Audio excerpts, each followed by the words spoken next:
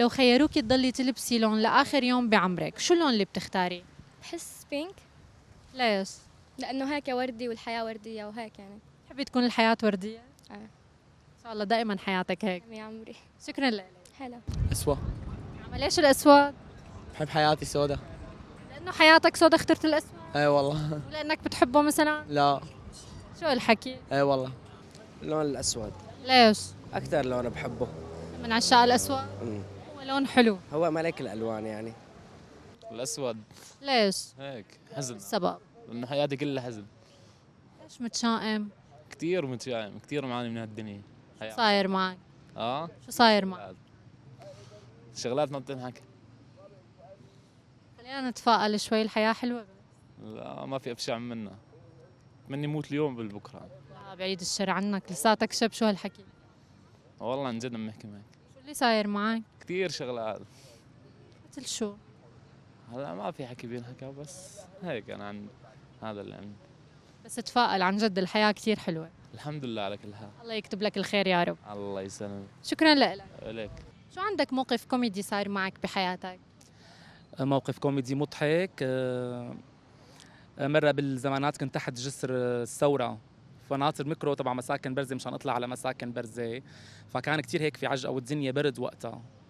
فبتعرفي انت اول ما تفتحي باص الميكرو بدك تطلعي الليديز فيرست اول شيء، على اساس هيك فاكرين حالهم على باب الفور سيزون. فانا وقتها فتحت الباب ولقيت كل شيء في صبايا طلعوا على الميكرو، ما لحقت انا اطلع بالسيرفيس. كنت عم تعمل منيحة انه خلي هالصبايا. الصبايا تطلعوا، انا برجع بعدين بيطلع قاموا كتار، طلعوا كتار كتير الصبايا، قاموا طلعوا كلهم وقتها. قام تعبى الباص كومبلي، في كم شاب مرقوا زورتهم انا يعني لما طلعوا بالميكرو.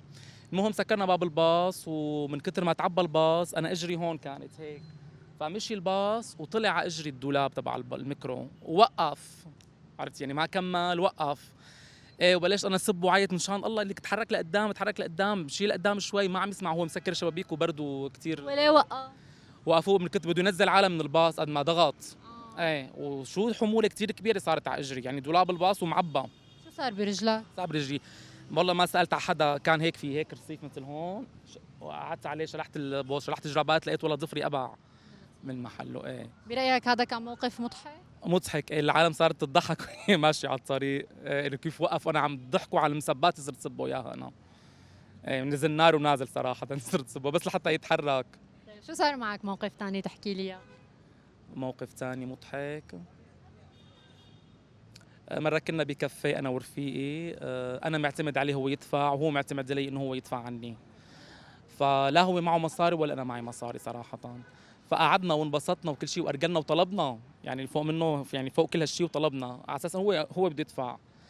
فاجا وقت الحساب قال لي يلا، أنا اسمي رامي، قال لي يلا أبو الريم ادفع أنت. قلت له لا أنت بدك تدفع، اسمه جوليان هو كان. قلت له، قال لي لا أنت يا أبو الريم. قلت له لا والله أنت لازم تدفع. قال لي أنا ما معي مصاري. قلت له ولا أنا معي مصاري. قال لي شو الحل؟ قلت له والله ما بعرف. فرحنا يا حرام لعند صاحب الكافيه، كان كتير راقي على فكره الكافيه هاي اللي هون. كان كتير راقي، حكينا معه، تفهم الموضوع وكل شيء، قال بس بدي هوياتكم، ما رضي ولا بغير بطاقه غير الهويه وقتها. فاعطيناه وقتها الهويات انتوا كيف فتوا؟ يومين حتى تمن معنا المبلغ للصراحه. قد كان المبلغ؟ والله شيء وقتها من شي الحكي من شي 4 سنين كان شي 430,000. اوه ليه كل هالقد؟